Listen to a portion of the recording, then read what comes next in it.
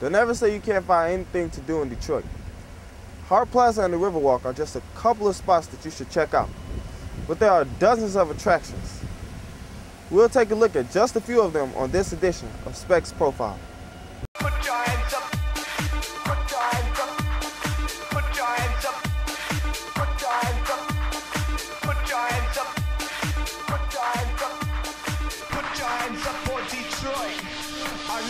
City.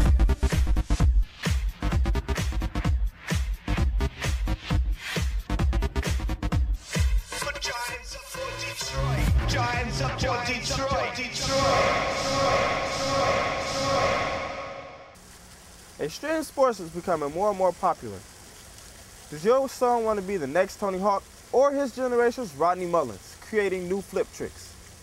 But there's only one problem. Where can the kids go practice? There are local skate parks in great locations with no admittance fees. Ashley Love is at one of the best skate parks in Metro Detroit with more.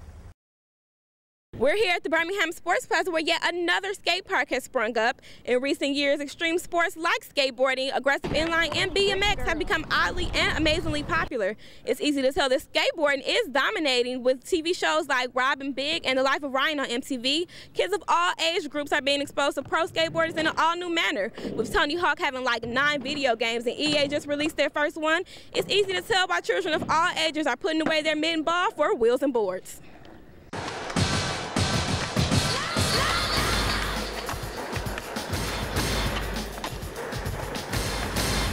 The lack of cooperation from schools and businesses, the cities have decided to give these little hoodlums a place to go.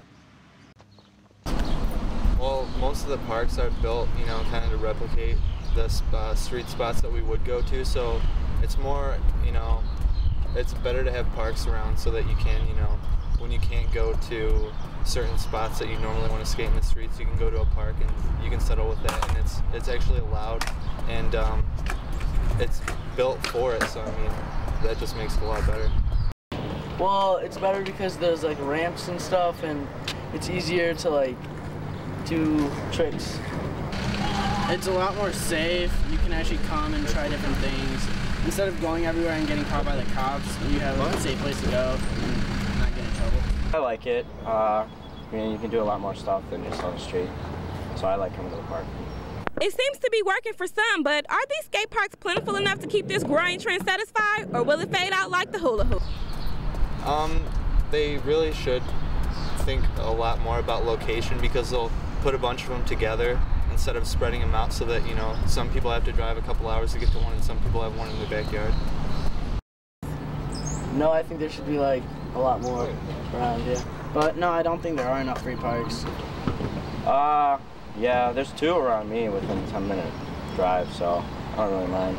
Plus, if you go to a park where you have to pay, there can be a lot of people there and it's crowded, so I like coming to free parks, less people.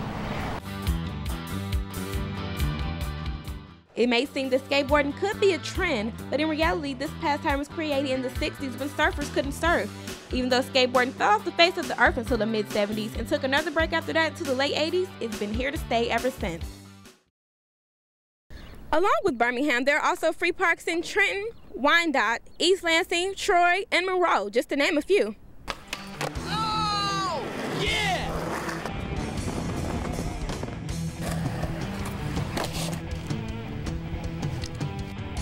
But even though cities are trying to provide for all kids alike, it seems that extreme sports will never get recognized in the same category as baseball, football, and basketball. And all I know is these kids aren't going to stop soon. I'm Ashley Love for Specs Profile. Bicycling is one of the most classic forms of exercising. Up next, I'll give you some insight on some unbelievable alternatives. Type 1 diabetes, also known as juvenile diabetes, is a life-changing and all too often life-threatening disease. This type of diabetes affects millions of children and young adults.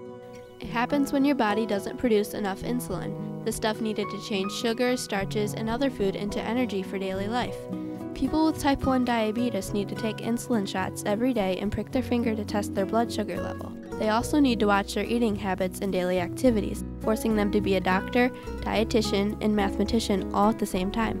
Unfortunately, even the most meticulous attention to meal planning, exercise, and proper amounts of insulin will not cure type 1 diabetes, nor will it prevent its ultimate effects. Researchers are still looking for a cure for this terrible disease. For more information, contact the Juvenile Diabetes Research Foundation. Log on to jdrf.org or call 1-800-533-CURE. Help us find a cure today!